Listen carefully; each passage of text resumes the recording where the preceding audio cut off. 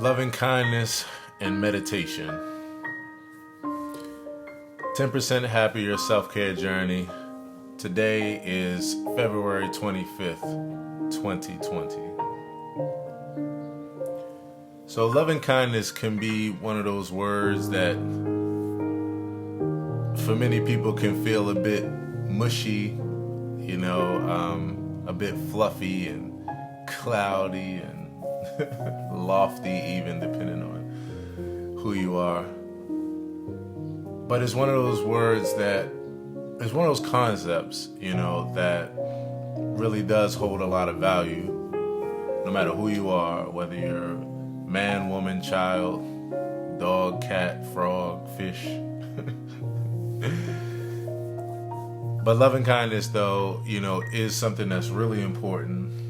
And even though, like I said, people can feel like it's a bit mushy, it's very practical, and very important. So that's what today's session is about. We're going to dive right into it. Thank you so much for hanging out. Loving kindness and meditation. So let's start with a definition. Definition of loving kindness: tenderness and consideration towards others. Tender and benevolent affection. Tender kindness motivated by or expressing affection. Now, all three of those definitions, they came from different sources. That's why the word tender was repeated so many times. But kindness motivated by or expressing affection. All of us could use a bit of it, and it's highly important. And I want to also say this kind of as a little bit of a sidebar. I'm a guy, obviously. And I guess you could say sometimes in our culture, concepts like this, guys don't either see as manly or see as something that they could use. Maybe seeing it like a feminine kind of characteristic or something like that. But nah, it's not what it is. And that's just a little sidebar for anybody that might be feeling that way. It is very important. There's no different, compassion, patience, love, all these things. And the world needs more and more of it. We can never use enough of it. And it's something that really shows your maturity and shows your evolution and development. Hey, James. Hey, Marianne. Thanks so much for hanging out.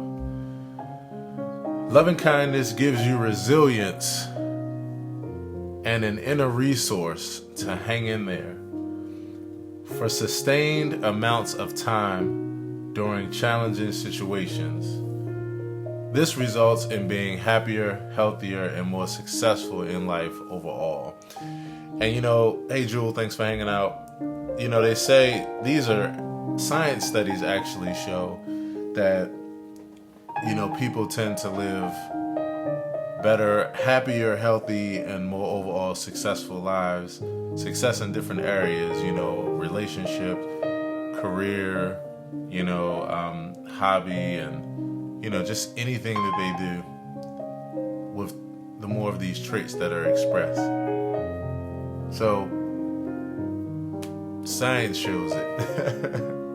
It's not just a theory, it's not just, a lofty or fluffy idea. The science shows that having loving kindness in increased amounts results in being happier, healthier, and more successful in life. And it gives you the resilience to hang in there. So one way to practice this kind of thing, to kind of put in your bag, so to speak, is to practice silently repeating certain phrases like, may I be safe, happy, healthy, live with ease, etc., or may others, and to have well wishes in that way. We're very familiar with this because this is something that we do pretty regularly. But the science shows that having that kind of empathy and compassion towards yourself and others, it affects your mood, it affects your mindset, it really affects your activities and how you go about things, which thereby affect the outcomes, of your activities, the outcomes of your transactions, of your communications, of your moving and shaking, and so this is why this is important. And I like to talk about it this way because it's not a lofty idea. It's not a supernatural idea. Something that's coming from some other fantasy land. Like, this is really practical. You know, when you think differently, you move differently. When you move differently, then your circumstances, there are times when you have no control over this, no matter what you try. But there are times when this kind of thing directly affects your circumstances, your relationships, these kind of things, the happenings of your life.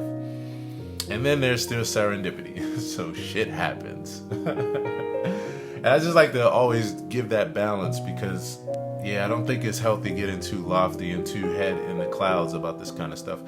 There's a very practical application and definition of it. And then we need to know that life is also life. So sometimes, things just happen and you can't control them.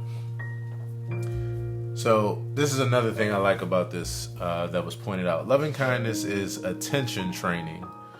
The goal isn't to force a feeling, but to be open to other positive ways of seeing things. Compassion is a skill that you can practice and increase, just like increasing muscle, flexibility, and stamina by exercising daily. Same thing with loving kindness and all these other traits, patience and, equanimity and empathy. These are things that you can practice. Hey, Carl. Hey, Edith. Thanks for hanging out. James, I will definitely do that. Marianne, hey, my friend. Think when everything went good. I'm glad to hear that. And thank you all for hanging out with me for a few. I like the fact that this is training. It's no different than training in the gym. It's no different than, getting your daily exercise in. You're just exercising here. You're exercising your brain, you're exercising your emotions, and that kind of thing. So to know that is really inspiring because it means that there's hope really for damn near everybody, and I say damn near because yes, there are some people who suffer from certain kind of illnesses and that kind of thing that really, really distort their perception to the point where they can't fit in with normal and regular society and the regular flow of culture and that kind of thing. But that's the extremely small percent. Everybody else can be rehabilitated through daily practice. And the goal is for that daily practice to be things like this where you can practice a little bit at a time, a situation at a time, and be able to gain these kind of skills and increase them. The world needs more of it, so it's best that we all exercise. Hey, Darrell Pulley, Carl, thanks for hanging out.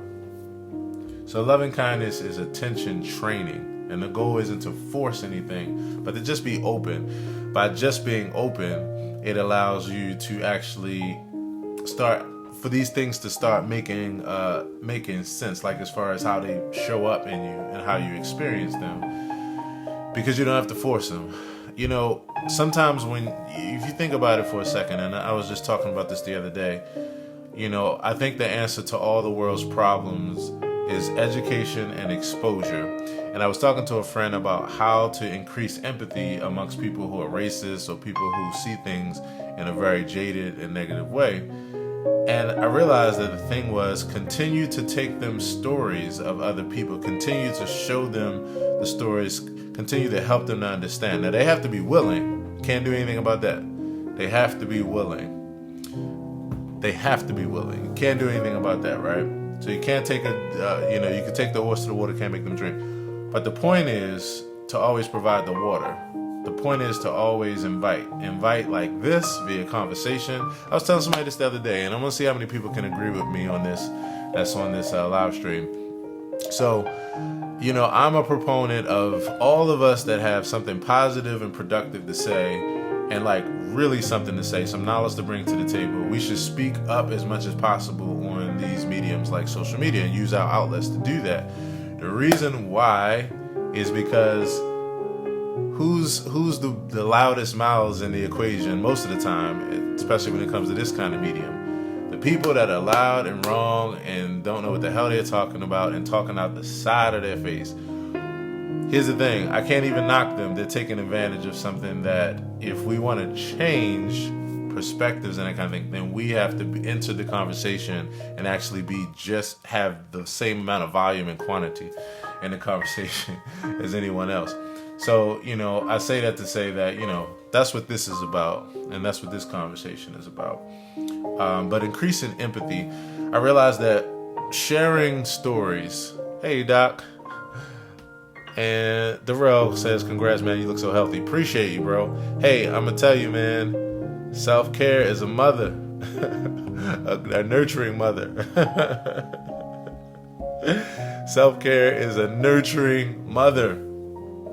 Darrell Pulley says, thanks for the confirmation. I appreciate you, brother. Thank you so much. And let me know how you all are doing as well on your journeys. So, how to increase empathy. The way to increase empathy is to continue to talk. The reason why is because we're all human beings, and even those that have the most jaded perspective can relate to certain things because they are human beings too. Whether it's them directly or someone that's close to them that they know, eventually the way empathy happens is that you hear a story and you might hear a million different details, but all you need to hear is one that you can sympathize with and ultimately empathize with, one that you can relate to, and then all of a sudden it brings it close to the home. It allows you to step outside of your jaded perspective and look at it in a different way. Now that you still have a choice, you have to want to do that. So, that's the step that it takes.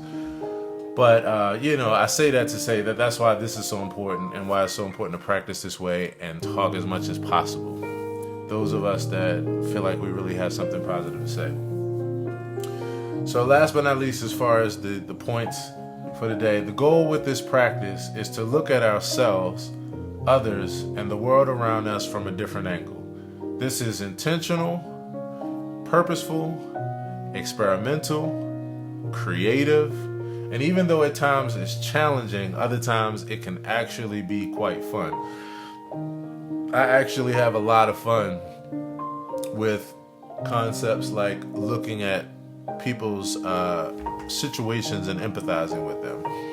It's actually fun for me to do that. It makes me really, really feel good about being able to extend gratitude and empathy towards someone. It allows me not to get upset with them. I had a lesson with this in a relationship a couple years ago where I was just like, I have empathy for us both. And I realized that if the person had empathy for us both, then it would allow them to be able to deal with things a lot better in the circumstances that we were in. And so, but I realized at that point, like, oh, this is why I'm able to be so calm and even tempered and have such equanimity and composure and that kind of thing. Oh, and this is another important point that I didn't put on the notes. In fact, if you're following along right now, I am pasting the notes to the chat. I just did it. And those are the notes for you to have, for you to copy and store them somewhere or refer back to everything I just said. One of the most, and this will be the take-home point for the day, or not the take-home, but the final point for the day. One of the most important things about loving kindness, like I said from the beginning, is that even though it might feel a little mushy, a little fluffy, it's not as very practical. The second piece to that equation is that, this is something that you don't really expect to, if this is something that you don't experience, you don't expect it to experience it right away. You expect to practice it and be gentle with yourself and measure your progress, not your perfection. But here's the deepest and most important part. This is not naivete. This is not, hey, Janetta. Janetta says, thank you. Thank you, Janetta. Ralph, thank you so much for hanging out. This is not naivete. And this is the most important thing about loving kindness, compassion. You know how we say these things sometimes can be mistaken as weaknesses. It is important to know that these things are not naivete.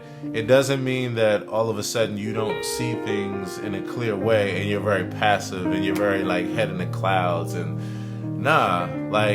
you don't allow anybody to treat you badly if they're treating you badly. You don't allow yourself to be in situations that are triggering. The situations that are triggering for you. You don't allow yourself to be there. You remove yourself as soon as possible if you can't find a place of peace and composure within it without the circumstances changing around you. So this is not about being naive. It might look on the outside from the outside like you're being passive or naive just because all hell is breaking loose around you or somebody's coming at you with some kind of thing or there's some circumstance where, it could go another way, and you're remaining at peace and just kind of really being understanding of the opposing party or the opposite side of the equation. And I point that out because I think that, and I'll just speak for the masculine aspect of it. I'll speak for the male community, the men. It's like a lot of times we're really reluctant when it comes to this kind of stuff because of the fact that we think that it actually is weakness or naivete or delusion or being green, or one of my new words for the day, we think that it's virility, and it's not virility. It is not being naive and being green. So important. I'm a man who is 100% a man who sits here and says today to you that like these kind of emotions aren't girly, they aren't naive, they aren't like these things. They're actually the exact opposite, and that's what I like about what they were talking about in this course. They're the exact opposite. They actually exhibit strength. To be able to be vulnerable, to be able to be to experience loving kindness and express it, to show empathy, to say thank you, to say hello, to give somebody a smile, and like these things show strength, not weaknesses. But coming up in our culture, we come from times where in certain communities these kind of traits were shunned, and all it did was create people who did not know how to deal with their emotions, who had a lot of stuff backed up inside of them that wind up doing like the oak tree in the midst of a huge storm versus the palm tree. This is something I put up a while ago. In fact, I'll repost it on Facebook after this. The oak tree is a very strong and solid and sturdy tree, and that's a big old virtue, except for when it is all chaos around it, when it comes to something like wind or like a serious storm. The palm tree is much thinner and doesn't have anywhere near the capacity as far as the foundation, right? But the palm tree survives in the heavier storms, and the oak tree splits straight down the middle. Why is that? Because of the fact that bending helps you from breaking. And so being emotional, being vulnerable, expressing your feelings, showing loving kindness, crying, like these are things that show strength, not weakness. Because the truth of the matter is, if you aren't able to express those things in a healthy way, then when things get tough and you try to stand strong, you eventually crack under the right amount of pressure. Whereas though the palm tree is able to bend with the wind so that it doesn't crack. So we got to be palm trees out here. We got to be able to express all characteristics of traits like kindness. We have to express just as much loving kindness with intention and with total presence as we do sternness. As we do being stern and when it's appropriate. So anyway, I could talk about this stuff for hours because it's a lot of fun to me. But that's the session for the day today.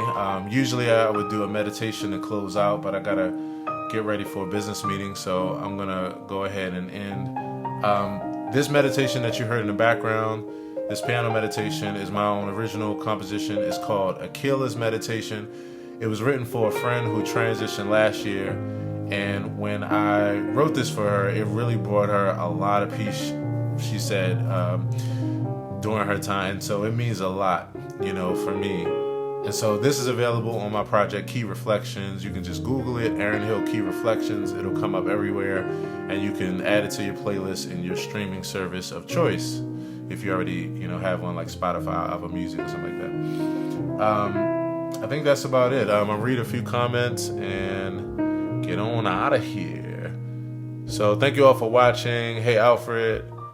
Hey, Janetta. Janetta says, I appreciate love's embracing comfort continuously through mediums just like this. Continued blessings, brother. That really made my day, Janetta. Thank you so much. Thank you so much. And I hope you have a happy Tuesday and a happy rest of the week. So, yeah, that's about it for today. If you all want to help to support me to continue to make content like this, look for the info in the comment section, or if you're watching this afterwards on YouTube, look for it in the description, and you can help me continue to make this content. And other than that, peace, and as always, be well. Go out there and be loving to someone and show some loving kindness. Take care.